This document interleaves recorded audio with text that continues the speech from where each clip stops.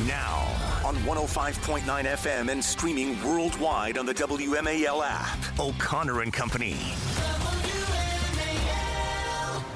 It's 8:37. It's O'Connor and Company this Wednesday morning. Larry O'Connor with Julie Gunn. Look at you, Julie. You're just in your prime right now. Oh, sure. Well, I get to talk to our next guest. I'm very excited.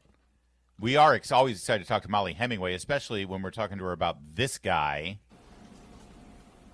Well, Alex Thompson and I were on the case, as were lots of other reporters, trying to figure out what was going on behind the scenes.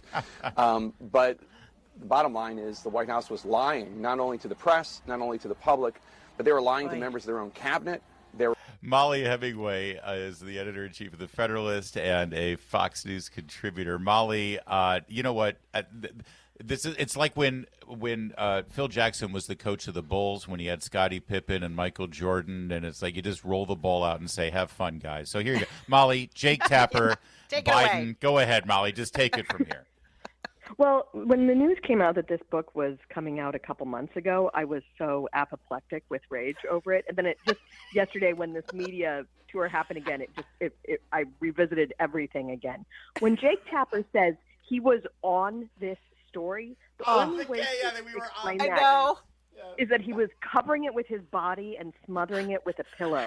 Like everybody who noticed that Joe Biden had some mild problems was treated as a lunatic, a conspiracy theorist. He mocked people for saying, when they would say, gosh, it seems like Joe Biden's slowing down, he'd say, how dare you mistreat someone with a stutter. So the idea that he's going to make money now off of supposedly reporting this is just appalling.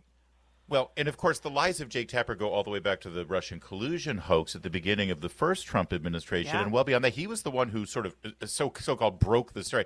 I love what is considered investigative journalism these days, Mollie Hemingway, where basically people just wait for an anonymous source to hand them a story already laid out for them. And half the time, if not more, the story is not actually truthful. It's a lie meant to politically damage people. In this case, Donald Trump and so many people who were involved in the Trump campaign. But that's who Jake Tapper is. That's why it's even that much more infuriating, because he preens as though he's the last remaining journalist in this town. Yes, and it's important that you note that he's lying. Some people say, oh, well, you know, he says he was misled over Biden's health, and you shouldn't get mad at him because he was misled.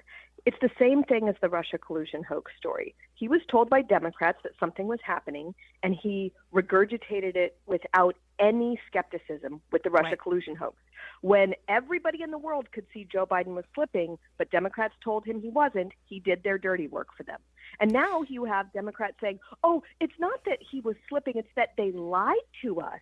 And there were just about 6 people involved in the cover-up. That's also a stupid story, and yet he's regurgitating it. It's just whatever Democrats tell him, he'll repeat. That's not journalism. That's propaganda, and that's who Jake Tapper is. Mollie, I'd like to sort of ask how you feel, and you've already explained sort of your rage at this, but the Federalist has been on this, from the beginning. All of these scandals, from the suckers and losers to the very fine people to the Russia collusion the Kavanaugh stuff. You guys have been proven right over and over again, and yet you're not getting an award. You weren't, and Alex Thompson is sitting up there getting an award by the White House Correspondents' Dinner. Or association. How does it, does that enrage you, or how do you feel about that? Well, I'm not enraged only because getting an award for journalism in this day and age pretty much means you're the worst of the bunch. You're the ones most likely to regurgitate what people tell you to do. But I just want to say, yes, like Russia collusion hoax, Kavanaugh rape smear, all of those stories, we were out there really early. But the Joe Biden health one, that was not one where we were out there any earlier than 100 million Americans were. Nothing we did there was special. We just noticed. And so that's what's so appalling about this, profiting off of this story. When my nieces who were 6 could see what was going on, and Jake Tapper was mocking them and calling them conspiracy theorists, and is now going to make a lot of money selling books to really gullible CNN viewers, that's just, even for him, it's really brazen. But this is, again, the same press corps who I guess now their story is, well, we were lied to. Well, this is the same administration that they now acknowledge are liars about something pretty important. Same administration who said January 6th was a insurrection, that everything that happened in the 2020 presidential election was completely fair and square and legit, that Donald Trump was a felon and shouldn't be in the White House, that the COVID shot was completely safe and effective, and if you got it, you wouldn't get COVID again. I mean, what about inflation? What about the fake jobs that they kept saying they created?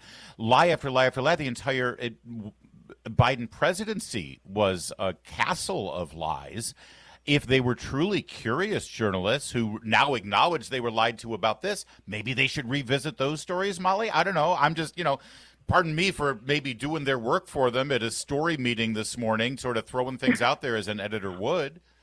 Well, and with a story like this, with as bad as the situation is, saying I was lied to, give me money, is not sufficient. If you say these people lied and you get really particular about who they are and what their lie was, because that's actually not what happened. Again, it was just the entire Democrat Party and media complex lied. It's not that a few people did.